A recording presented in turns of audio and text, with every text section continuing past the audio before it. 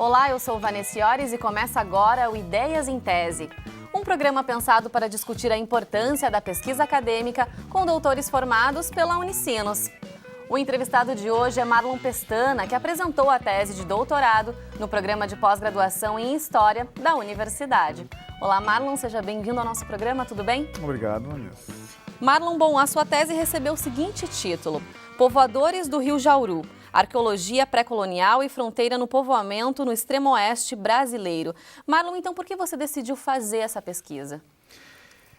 Esse pensamento já me ocorria há muito tempo, desde 2005, quando avançaram, a partir do Ministério de Minas e Energia, a exploração de recursos hídricos para a exploração de energia, as famosas PCHs, as pequenas centrais hidrelétricas. E esses programas de aceleração, eles atingiram o extremo oeste do Mato Grosso, porque lá tem muitos rios e ainda inexplorados. Nessa época, em 2005, não existiam pesquisas arqueológicas ou de licenciamento ambiental de peso no extremo oeste do Mato Grosso, principalmente na região do Vale do Jauru, que são os municípios de Araputanga, Indiavaí, Figueirópolis do Oeste, enfim, não existia uma pesquisa, não existiam arqueólogos na região. Inclusive, até hoje é meio precário o acesso à pesquisa científica.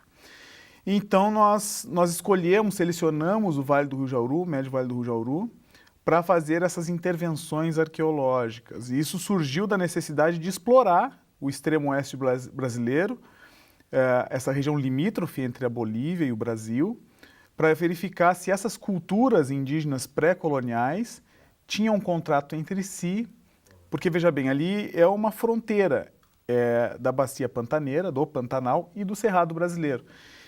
E no contato desses dois grandes biomas, existe uma faixa de cerradão, entre aspas, que comporta solos fertilíssimos. Então, na nossa ideia, naquela época, grupos extremamente adaptados, cultivadores, horticultores, teriam se estabelecido ali.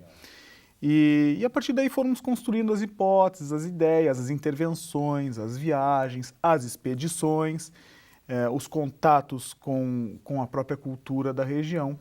Então, acabamos verificando que de fato ocorria aquilo e os projetos de prospecção começaram a surgir da própria demanda de licenciamento ambiental. Só que nós não desejávamos que esse projeto ficasse no IPHAN, que é o Instituto do Patrimônio Histórico e Artístico Nacional. Nós queríamos trazer ele para âmbito científico e produzir, através desses dados, informações relevantes para a ocupação pré-histórica de todo ou de uma parte do extremo oeste brasileiro. E, de fato, ficamos impressionados como vimos que a população, a comunidade em si, estava sedenta por esses recursos, porque não havia nenhum tipo de trabalho arqueológico, pré-histórico, das civilizações que ocuparam aquela região. E havia uma série de mitos, porque estávamos no sopé dos Andes, praticamente de cara com os contrafortes andinos. Então, existia uma série de mitos sobre a ocupação incaica, a ocupação inca, a ocupação mochica, e se viu que ali é uma cultura de floresta, uma cultura de mata, uma cultura autenticamente adaptada aos grandes rios do Cerrado. E o interessante é que fomos amadurecendo a ideia de 2005 até agora, até 2014, graças a um grande apoiador da pesquisa. Ele é o pai da arqueologia brasileira, o padre Pedro Inácio Schmitz, um dos fundadores da Unicinos, e que nós somos ditosos em dizer que ele é o fundador da Sociedade de Arqueologia Brasileira, e ele tem grande interesse em áreas vazio, em áreas que não houveram pesquisas arqueológicas, porque ele foi um dos grandes conceituadores, tanto das tradições ceramistas do Cerrado, como as do Pantanal. E o padre Schmitz, então, ele fez muita questão de que esse trabalho fosse levado adiante. Então, daí veio todo o apoio da própria Unicinos, do padre Schmitz, que sempre foi muito rigoroso, muito exigente com as suas ideias, e ali absorvemos o que necessitávamos para avançar nos nossos trabalhos. Você comentou um pouquinho aí desse desafio de falar sobre arqueologia realmente no nosso país, e é um tema que te acompanha há muito tempo, né, Marlon? Se a gente for pensar aí na tua trajetória acadêmica, comenta um pouquinho sobre isso pra gente. Eu comecei a trabalhar com arqueologia com 16 anos. Eu sou de uma terra A cidade de Rio Grande é considerada como o berço da arqueologia brasileira, porque ali vários pesquisadores de nível nacional, como o professor Proença Brochado, amigo do meu avô, então eu acabei me criando com aquilo, fiz graduação, fiz cursos de arqueologia no ensino médio. A graduação foi com Pedro Augusto Mendes Ribeiro, ele é aluno da primeira turma de Ciências Humanas aqui da Unicinos, em 61, e ele acabou me encaminhando para o Schmitz. Então, o meu TCC foi sobre arqueologia, a minha especialização também foi sobre arqueologia na cidade de Rio Grande. Depois fiz mestrado aqui sobre a tradição ceramista Tupi-Guarani no litoral centro do Rio Grande do Sul.